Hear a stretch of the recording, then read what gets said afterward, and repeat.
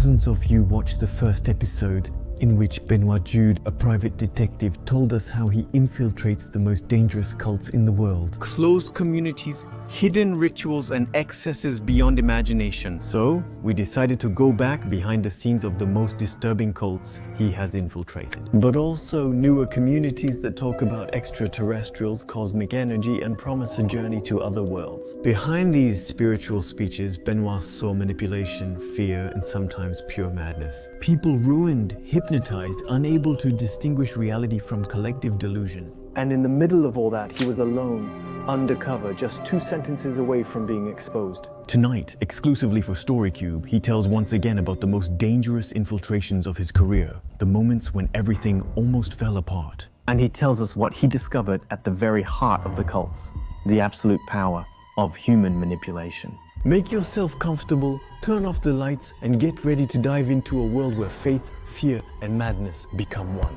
Welcome to StoryCube's special episode at the heart of the cults. Several people in the group went into completely extreme trances, but after half an hour, that is, I had been in the group for half an hour. It went into such trances where the guys were on all fours on the ground, spitting, screaming, and it lasted for hours because I stayed there all day. There's this theme where people think they no longer need to eat or drink as part of a belief, which is physically impossible. It's a little dangerous, but I managed 9 days, not even 9 full days. I completed the investigation. In the end, the guru, actually it was, a theme in this case under psychological constraint. That is to say, the women were, in this case, consenting, but it was consent that was extracted through manipulation. Hi, it's Noah. Leaving a quick voice note to let you know Benoit's documentary Ulule Campaign is now available. It will make it possible to produce his original documentary. 10 years infiltrating cults, manipulation and truth now ready to be revealed. This film comes from 10 years of investigation, bravery, and silence.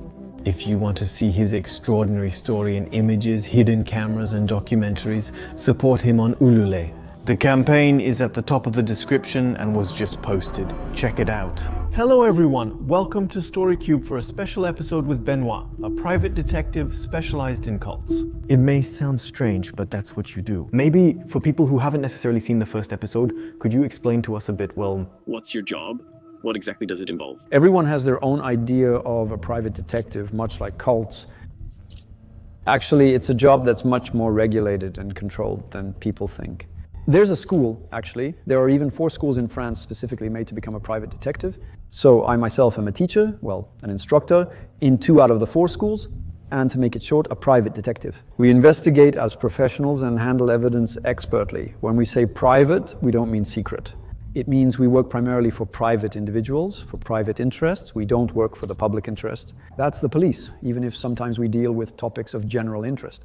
We're evidence specialists and start investigating whenever asked to gather evidence on all types of topics and in all areas of law, whether civil or criminal, as long as we follow the rules. How did you suddenly start specializing in cults or cult-like topics? So originally in my training, I'm a legal expert and I mainly studied criminal law and criminal sciences, so I already have a bit of an affinity with that. But why more the cult-like tendencies? I was going to say, quite simply in quotes, since I'm lucky enough to work with a psychologist. And so I've actually been interested in manipulation phenomena since always. It's fascinating. I haven't been a victim, it's just the appeal of psychological phenomena. So I do quite a lot of investigations, almost exclusively investigations around cases of manipulation, not just cult-related abuses, but inevitably the most significant cases of manipulation are in cult-related abuses. So I come across them often. Maybe a bit of a silly question, but have you ever had the chance to infiltrate cults directly, or how did you go about it? Yeah, I don't always infiltrate. I only do it if it's really necessary. If I can't get proof otherwise, I'll do it in about 1 out of 5 cases. So I've had the chance to infiltrate quite a few therapeutic and cult-like abuses. In some unregulated therapies, we don't know what's happening, so you have to check internally and act as a mystery patient. In more organized cults, they're structured as we imagine, with a pyramid hierarchy, a guru at the top, lieutenants, and so on. By the way, we talked in the last episode about an infiltration that you did in a bit more detail. There's a question I wanted to ask you and didn't have time to. Do you have any idea how these cults make money? Well, I imagine it's not absolute. you're really going to have all kinds of systems. There are systems where basically you give a percentage of your salary. So that's how it's set up. You join, and there's a system where you give 10% of your salary per month, for example. So you're funding the sectarian group, but you know it's official. There are other situations where it will be about buying training, workshops, equipment, or therapy. So in those cases, you finance according to what you're asked to pay for. And in other systems, it's going to be things that are more like scams, what we call Ponzi schemes. So clearly, they make you believe that by investing a certain amount, you're going to earn a lot more. And in the end, it's a whole chain like that, with people coming in one after another and feeding the machine. That's basically what's called a pyramid scheme. That's actually illegal. True story from a friend of mine who once told me, A friend of a friend told me she invested money that way and was promised 8 times the return. It's about bringing people into the cult. Is that literally what it is? Yes, definitely. You can find that in things that aren't cult-like. So it's going to be a basic big financial scam. But sometimes there's also a spiritual thing on top of it. So cult-like excesses aren't more royalist than the king. I was going to say they'll use the techniques that work. So yes, I see that too. So what is it? Is it like you put in €1,000 and if you bring maybe 3 or 4 people, you get money for the people you bring in? Exactly. It's a great recruiting technique because cults might want to recruit based on spirituality, like I was telling you, based on the fact that people are a bit lost psychologically, spiritually, or medically. Sometimes they'll recruit by promising profit. By saying if you bring in 3 to 5 people, you'll get a percentage of what they earn and so on, with a kind of snowball effect like that, but it's really completely illegal. And it always ends up collapsing at some point, actually. have you ever infiltrated a cult that was making money, taking money from its members, or where money was involved? Almost always. Anyway, the topic of money comes up in one way or another. These are people who, for those leading the movement, spend all their time in it, so they have to pay themselves with something. So yes, at some point, you always have to put in a bit of money, and usually you have to put in some cash, because it's fluid and leaves no traces. Sometimes everyone adds a bit of whatever they want. But in psychology, we learn that when you're made to think you can do whatever you want, it's actually one of the best manipulation techniques out there. You're free to do what you want, but since he included that, it would be good if you did too. Well, that's how it works, huh? What about you? I don't know. If you had to say tomorrow, in one of the infiltrations where you saw the thing that impacted you the most or shocked you the most, do you have an example like that of things you discovered while undercover where you thought, oh damn? Yeah. A pretty recent one, actually. As a side note, I was right in the middle of that sect infiltration when they were teasing a zone interdiet episode that I appeared in. So it was really intense because at the same time, that was coming out on social media and I was in the group at the same time. What is zone interdiet for those who don't? It's a show on M6 where you actually see me at one point infiltrating a group where people don't want to eat or drink for the rest of their lives. That's not the one that affected me most. It was the one I experienced firsthand. Actually, it was a belief surrounding it. Ah, so you were actually afraid that they'd find out about you and come across the show? Yeah, exactly. When I was undercover, Zone Interdiet was teasing on social media to announce the upcoming Zone Interdiet about cult-related abuses. And you could see my face spinning around. Yeah, that's it. Even if I didn't look the same on the field. They shouldn't have fallen. It's tense. Knowing that it was a group where people were relatively young, around 30 years old or even quite a bit younger, and so they were really into Instagram, social media and all that, so I was a bit tense, but well. So how do you get into it? So in that thing, actually, the theme was at the very beginning. By the way, it's actually a big Ponzi scheme around the law of attraction. If you focus intensely on what you want, it will appear. This is a common New Age belief called the law of attraction. And it also branched out into another thing that's pretty well known called Qi or Qi. It's kind of the energy you find in martial arts. For those who don't know, what is New Age, quickly? New Age is what we call syncretism. That means it's a kind of mix of many different beliefs, which has existed since around the 70s and really developed during the 80s. The goal is similar to what I said about the lady who believed she was extraterrestrial and needed to elevate herself to uplift humanity. New Age is very individualistic and believes you must reach spiritual awakening through various techniques. If we all achieve spiritual awakening, humanity will be elevated. Typically, that's the foundation of New Age. And so my thing is kind of that background, if you will. But it mixes both New Age with the law of attraction and more traditional things like Qi that you find in martial arts. So more around Chinese medicine and all that, and who have made their own mix of things. Like I was often explaining to you guys, when they create their cult-like drift, they kind of make their own mix with what's already out there. They start from what's already existing.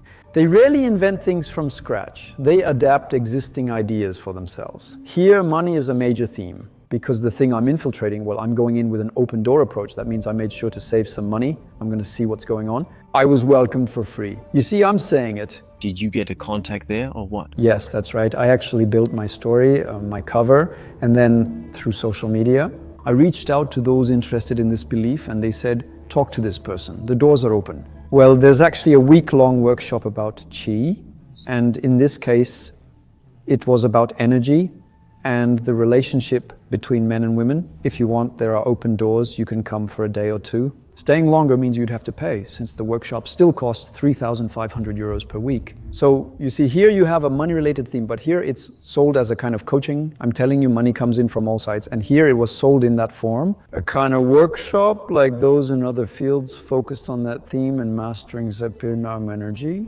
Men and women relate in their own unique ways in a guest house that's not exactly in the middle of nowhere, but still in a somewhat isolated place. What does the place over there look like? It was typically a guest house, like you might imagine a sort of semi-country guest house with a big room where we could all do exercises together.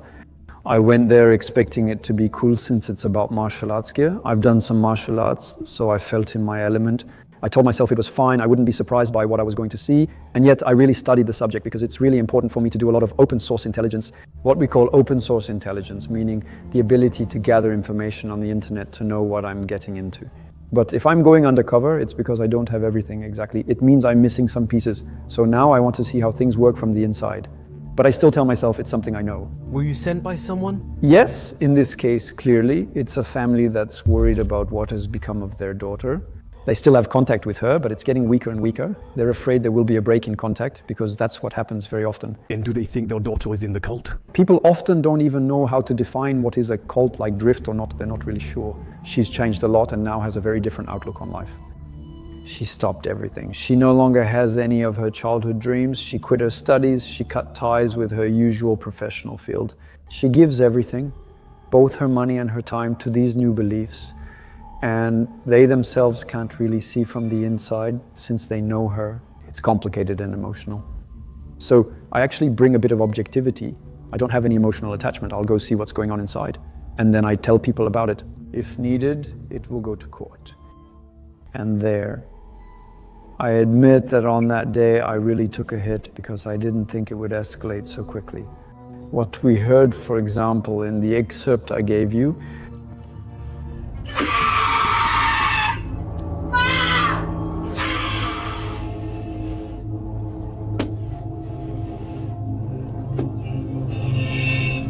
well, it was kind of like that, but all day long. And actually, the way I can sum up what I experienced, it was like the guru. Basically, the master of the day wanted us to reach what they call a Kundalini awakening. It's kind of a half New Age, half Indian thing, a rise of energy like that.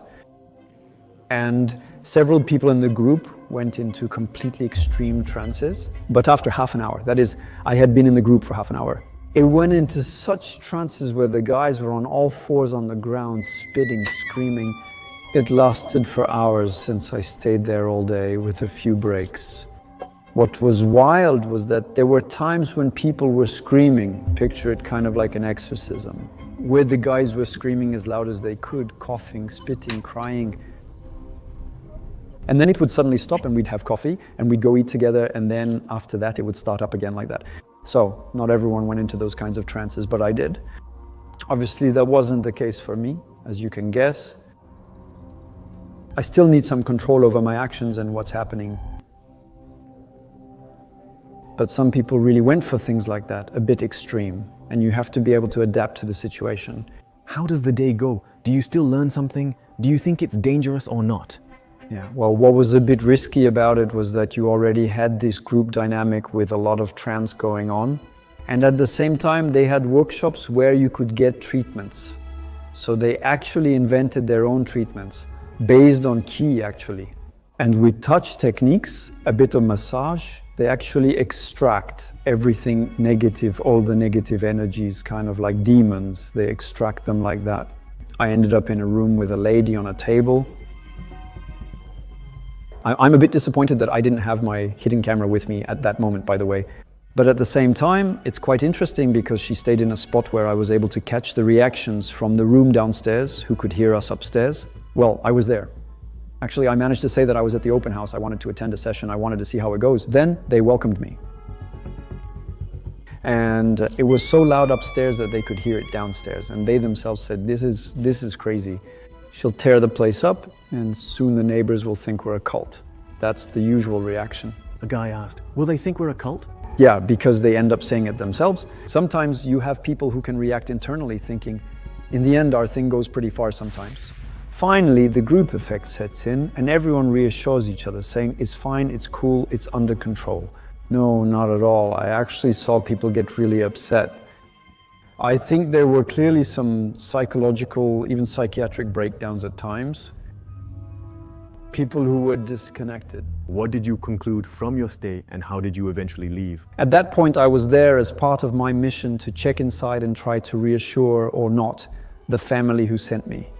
So in that case, I wasn't very reassuring, but since I know that she went through those stages and that she also underwent a treatment where they supposedly remove negative energies from her, the issue is there's an extra layer that needs proper explanation.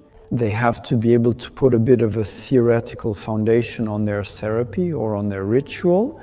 And their negative energies were explained very, very quickly by the fact that if the person isn't doing well, if they have negative energies, if needed, they can extract them because they know how.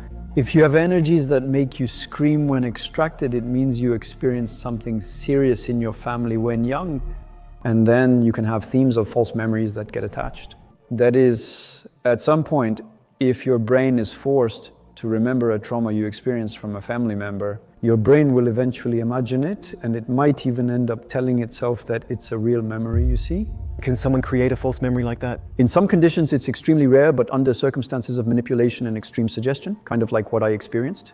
You see, when you really have trance-like phenomena, it can take over you, yeah. Being convinced you're imagining something only to realize they're actually memories.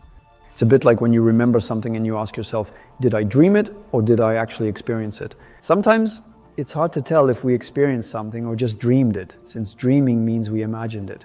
You see, that's what false memories are. At some point you get caught in a cycle where it comes back during an infiltration and a kind of wild therapy. Something comes back to you. You see a family member doing something because it was suggested to you. And you say to yourself, yeah, okay, maybe it's true actually. So imagine later, in a family setting, at a family meal, how do you deal with that? How do you manage to leave? Afterward, do you just get in your car and go? Is there an awkward silence? Do people look at you oddly when you leave? Aren't you afraid someone might follow you? When undercover, I use a fake identity, but afterward I submit my investigation report and related documents. My identity becomes known, and then people read my report. So sometimes there are people who aren't very happy. It's crazy, but do you still make up a fake last name, first name, and so on? Usually the first name stays similar since it's risky to change it completely. The last name and the story around it, though, can be changed. I focus on what I know. I can't claim to be a mechanic since I know nothing about it and would be caught immediately. But I try to build a life for myself with things I know, but that's still different from my real life with other places. Do you always create a different life? Or do you often keep the same character, so to speak? No, almost never. Because if people on the internet ever start saying, there's this guy, he infiltrated with this profile, I don't want it to be cross-referenced, you know? Always changing phone numbers and emails, living another life. Is it too long? What are the steps? It's extremely long to build, because in the end, when you condense everything, it feels like you did it in half an hour, but actually you spent weeks quietly preparing your legend so that the day when the main risk isn't the guru questioning you, he's usually focused on his own work. But it's the people you're with. It's mostly that environment that can expose you and say, he's weird, like you said, he's weird, that guy. It's more your neighbors, you know?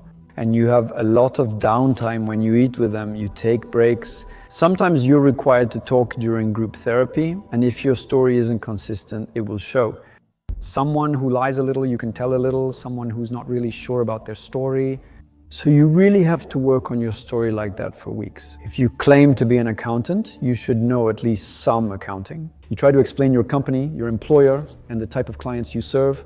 If you meet someone who knows accounting, he'll realize you're faking it and not an accountant. Being seen as a liar isn't a big deal, but it could briefly endanger your cover. You can't predict what happens behind the scenes during the investigation. So that's extremely time consuming, those things. Almost longer than the intervention itself. Actually, not even almost, it's always longer. That's actually part of the job. It's infiltration. Because in the end, how long do you actually infiltrate a cult at most? The longest I did was actually for the cult drift, where people didn't want to eat or drink anymore. Because there's this theme where people believe they no longer need to eat or drink as part of a belief, which is physically impossible. It can be dangerous, but I did 9 days and not even 9 full days. I stayed there physically for a few days, but did part remotely by video call. That was the longest time, but it wasn't very long. Usually it's only a few days or even hours, but when it's days, it's often non-stop.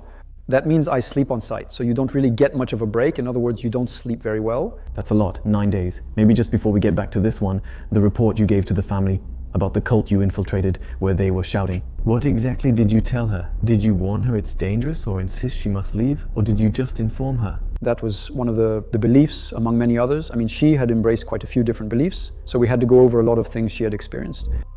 And sometimes I can be a bit blunt with families, that's true, because sometimes they expect a lot from my intervention. I'm not here to pull people out of cults, that's not my job. It takes a full system, psychologists, police, and the justice system. You really need everything. My main role is to help people reach the justice system so they can get help, and also to help them understand what's going on. So there, clearly I was pretty straightforward with them, especially since it went really far internally. I mean, remember I told you there was an energy issue. You can imagine in a cult-like environment what they can do with those kinds of energy topics. I know that for me in that group there were those topics. Apparently I couldn't fully verify it, but about prostitution, maybe pimping and making money from that in particular. I'm telling you, the cults, they tried to bring in money using any technique they could find. Well, about that, whenever you want, how should I put it?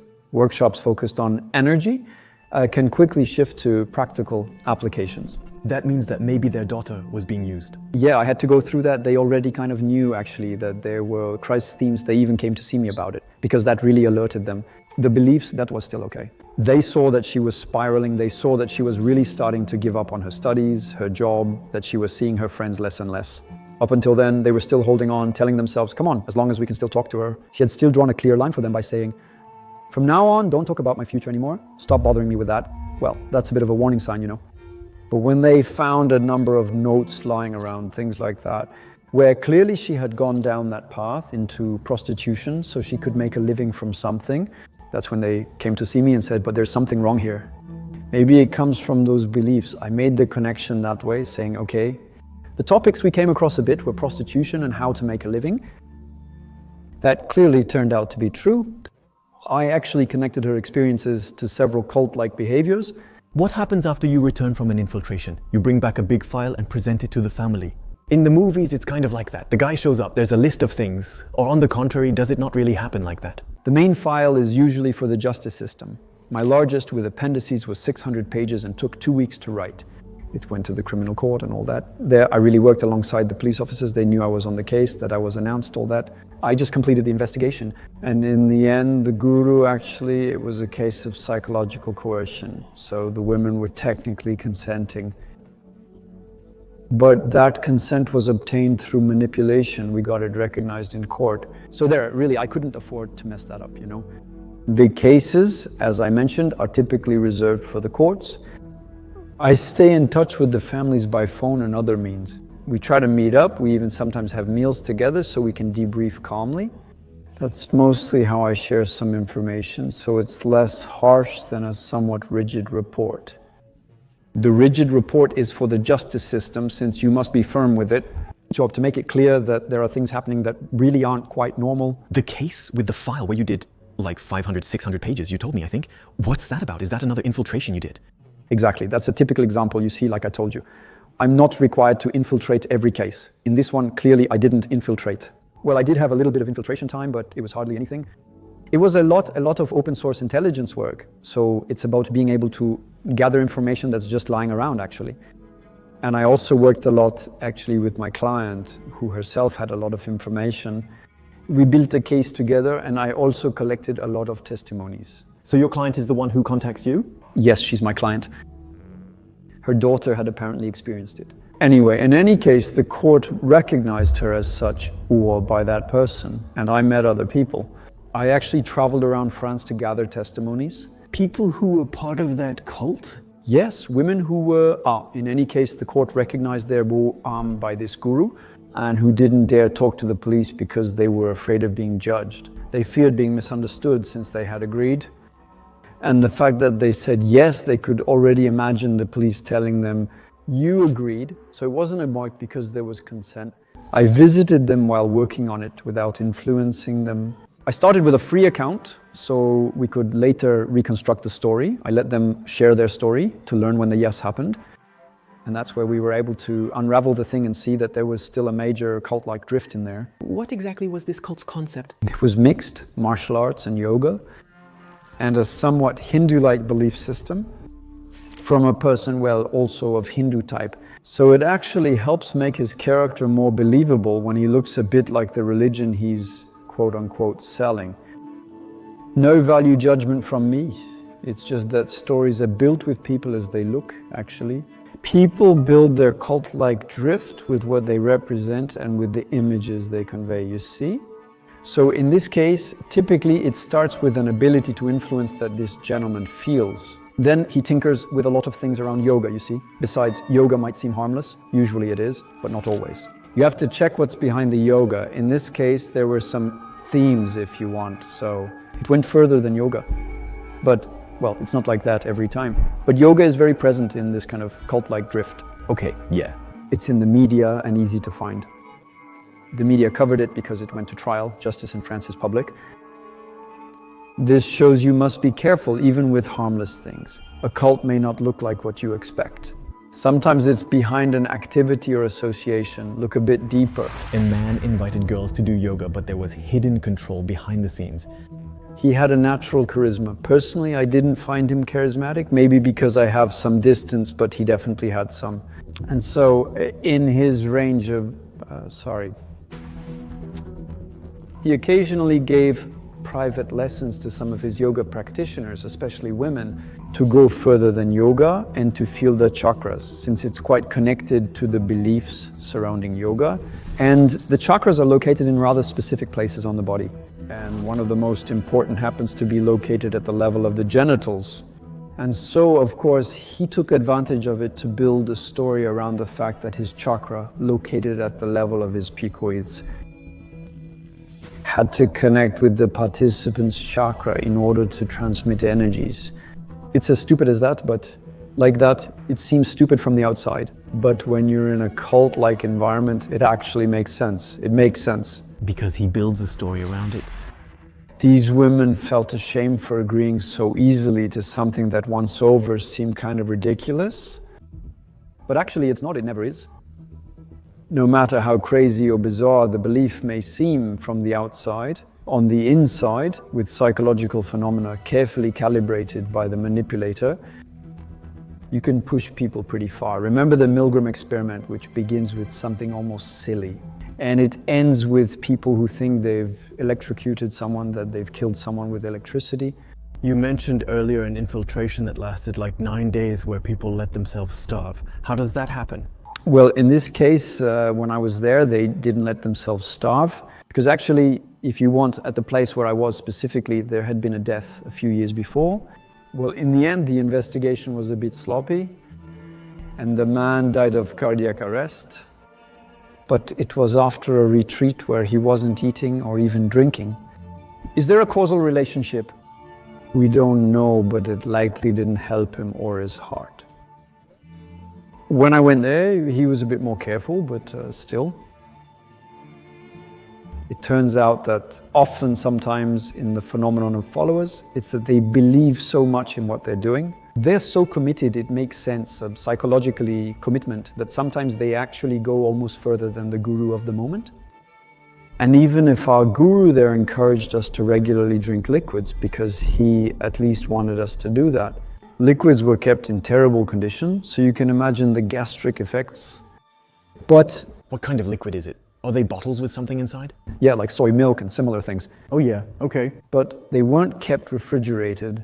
It was summer, but after a few days, things didn't go well. And so Some people wanted to go further and endangered themselves by barely drinking. And he regularly, during the times when we spoke, would remind us, no, you have to drink, you have to drink. Because he probably thought, I'm not in his head, right? But he could probably get into trouble. A few years ago, a guy died, then the police came and everything followed, Well, that's a bit extreme. It's less extreme psychologically. Although even so, it still puts you at odds with food, because you can imagine the way food is presented as something very, very negative that lowers your frequencies and so on. The act of eating, It's a belief in which famous gurus often claim they haven't eaten or drunk anything for 20 years. They announce, I won't eat or drink anymore. There are many people at the level below, since there are different levels. Level 4 is below our guru, who was level 3. As a level 3, he'd say, I still eat a little once a month. I think he was hurting himself too, and was actually one of the victims. That's what's so disturbing about cult-like behavior. A victim can quickly become a perpetrator, and a guru may also become a victim of someone above him. It's a chain of responsibility. He admitted he's not at level 4 yet, so he ate occasionally, but not often. He only had a good meal about once a month. When you say there were higher levels, does that mean the sect was in multiple places, not just one? Yeah. Let's say after that there are workshops organized by people who take who take the initiative and go do some groups like that, small local groups, and they're going to organize little workshops like that, paid ones, promoted on the internet or in... how much do you pay to go to something like that? There it was a few €100. It wasn't that expensive, let's say, in quotes. That's pricey for not eating or drinking. Yeah. But it wasn't crazy, not like the 3,000 or so I told you about earlier. These are just initiatives, not organized efforts. It's a global trend seen almost everywhere, but it's not really organized, like a big cult that's going to control its lieutenants around the world. Here it's left a bit to the free initiative of local gurus who do whatever they want. I'm shifting topics to share my experience. It's random, but I wanted to ask you something. My friends and I often joke about this. We say that we almost joined a cult. We say it kind of as a joke. But then I looked into it a bit, and then I thought that it kind of looked like that. Basically, we had a friend.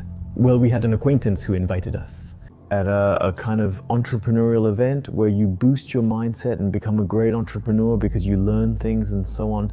And there's this kind of thing where if you bring other people into that group, you actually get money. And you can also put in money yourself. And there's this kind of thing where you can attend seminars that are supposed to bring you more money afterwards. Anyway, there's a sort of system like that. Strange. Do cults like this exist in entrepreneurship, or are they not called cults? Yes, absolutely.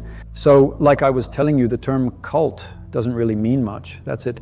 Because it represents everything and nothing, small groups, big groups, multinationals. Just an average person in the countryside. We don't really know what a cult is. On the other hand, cultic deviation is defined. People can go to the Miviludes website. There is a definition of cultic deviation. And clearly, in the field of coaching, in these kinds of entrepreneurial trainings, to elevate your mindset and in coaching, there's a lot of cultic deviation because it's something that's absolutely not regulated. Sure, there are diplomas, right? But in a wild way, nobody checks what's inside. And clearly, New Age is completely infiltrated in coaching. You'll find topics like, well, the law of attraction, for example. Yeah, there was plenty of that. You need to raise your frequencies and vibrations. Sometimes you'll encounter concepts like quantum topics or similar ideas. These scientific concepts are completely misused. Yes, coaching is plagued by cult-like abuses, though not all coaches act like wannabe gurus. Systematic drivers of cult-like abuses.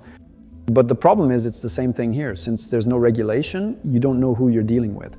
Sometimes these guys gain institutional validation by joining large companies or groups where they'll say, well, we need our managers to be coached.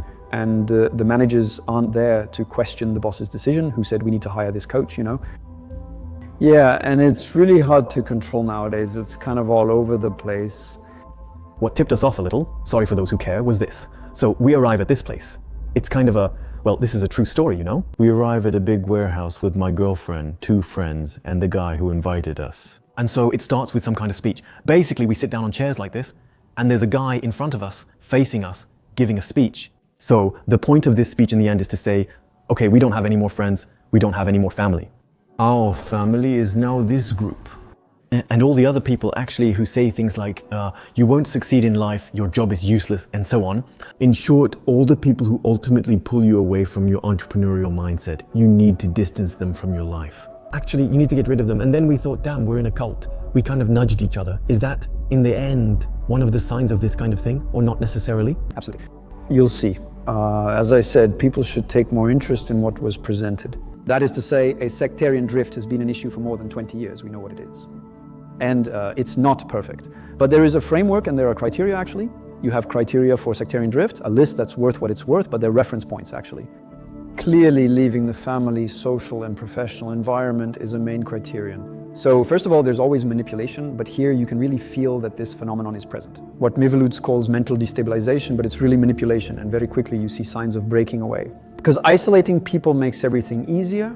Professional, friendly, family, these people are easier to manipulate since they lack outside reference points. And they tell you they're going to lower your mindset. For example, when I mentioned to you the lady who disappeared and thinks she's an extraterrestrial in a human vehicle, a thing, and that she has to raise humanity to a spiritual level. There was exactly the same theme. It was about saying, if your family doesn't believe, believing that together we can elevate humanity to the fifth dimension. You need to distance yourself, as they'll harm your mission and lower your energy. So you had exactly the same theme in something that was actually very far from coaching. It was about saying, avoid friends and family who don't think like you, as they'll disrupt your frequencies and vibrations.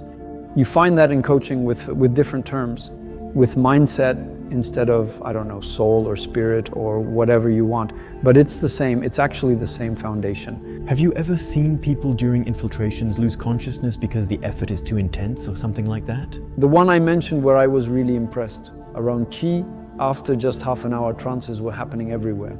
Yeah, clearly, I think there were some people who passed out at some points. I mean, the trance went so far that on top of that, they almost hit the ground. It happened so fast that I didn't see everything, since my hidden camera doesn't always capture all the action. When you're there, you have to imagine that there were about 10 of us, and 3 or 4 of them had gone off into things just as far as that. I think there was at least one person at some point who accidentally hit his head on the ground. I don't know, in a kind of trance like that. But at one point he was on the ground, for a few minutes. So as soon as you put yourself in a somewhat extreme physical or psychological state, it can happen pretty quickly. Have you ever been scared for your poor health, in a situation like that? I've always made sure not to put myself in danger because of that. So, like I was saying, always having my little van with a bit of food in it if needed, little things like that to make up for it. Obviously, when I was in the situation where I couldn't eat or drink, I cheated a little bit at times, not completely, just to try to understand a bit of the situation I was in. But I still had to cheat a bit because I can't risk a serious hypoglycemic episode. And if paramedics come, then what? Yes. Physically, I still have to be somewhat in control. First of all, for my brain to work well, like I explained earlier, because as soon as the brain isn't well supplied with water, sugar, or whatever, it works very, very poorly. We'll be more vulnerable to manipulation, but we should also avoid that. Well, that's the moment when you don't feel well, that little discomfort and all. But me, obviously, I was able to avoid it, but I could only notice that, well, yes, it inevitably happens. With topics like that, people just don't feel well, Have you ever left a cult, stayed friendly with someone during infiltration, and later found it annoying you couldn't talk to them anymore, or maybe felt the opposite? Are you sad or is it something else? Yeah, that's a really good question you're asking, because honestly, you see, I wouldn't have thought to bring it up. Psychologically, the hardest thing for me to deal with, I'm not sure if it's the same for everyone who infiltrates, though there aren't many of us. That's also true for another infiltrator, journalist, Etienne Jacob, who wrote a book. He spent a year infiltrating several groups and wrote a book called The France of Gurus. What he went through is significant. We shared some experiences. We pretty much agree that what's quite hard to deal with is that we go in with a certain empathy for people. We're not going there to lie or out of malice. We just want to do our job and see what's happening. Him to bring back information, and me to write an investigation report for my case. But clearly the hardest thing for me is actually the contact with others. Lying to them is uncomfortable and causes cognitive dissonance. Still, sometimes I've seen people get so upset that I want to tell them, stop it, this isn't good. They're manipulating you. He's doing something that's not good for your finances, that's not good for your family, that's not good for you. Really at psychological stages where people, I think, are sometimes on the verge of suicide. In certain topics, a little bit around psychology and psychiatry, it's borderline, really. Well, actually, it's not just borderline. I think some people, it leads them into depression. Occasionally, I warn authorities like Miviloudis when possible, but that's not my main job. My main job is to keep things as confidential as possible, since that's my profession, and to focus on my clients' cases. But psychologically, it's actually pretty complicated, since I've met some people in other contexts. I thought these could have been people I could easily talk to and get along with. But in this context, well, you can't, it's actually quite a surprising feeling to experience. Have you ever warned someone after an undercover operation or investigation, or do you always keep them separate to be safe? Yeah, no, never. Honestly, I just can't do it, because I can't do it in the sense that what happens next isn't up to me. So if I'm confronted, for example, and it happened to me once with a topic where you could feel that an issue was about to be announced. It was a very small sectarian group with really only women. It was all remote. There wasn't even a physical group. But the lady who was older said, I can't connect with my archangels anymore. They've left, so that means we have to move on to another level. It wasn't clearly stated that she expected the others to harm themselves. But the initial themes, because the archangels have left, some slightly morbid words slipped out. I thought, damn, I'm losing control. I can't keep this file just for myself, because I'd blame myself if something happened. And then I actually have a kind of responsibility. So at that point, I clearly informed the Mivilouds, so that the institutions, it's the organization that can handle things in a more official way with the public prosecutor and all that. Generally, even if I warn someone, it doesn't happen right away. There's actually a follow-up, often from the justice system, because very often my cases go to court, since that's what it's for. Not always, but very often. My applicants take the initiative to file complaints for their cases, but when the justice system takes the case, it can lead to therapeutic or sectarian drift. They review the whole client or patient file, which is when people get help, but this happens in a later phase. That's where the job of a private detective, you work for private interests initially, but soon ties to the general interest. When the case reaches the public prosecutor, he will investigate more broadly. We're a bridge, a link. Benoit, thank you so much. Thank you too. Oh, by the way, you're also launching a documentary. You started a campaign, Ulule, if I'm not mistaken. The link is in the first line of the description. You talked about it a little bit at the beginning. Do you just want to quickly talk about it for those who might not have caught it at the start? What's the idea? Does it cover your infiltrations and the cameras you used? Exactly. The idea is to add images to the words today, since I discussed various topics.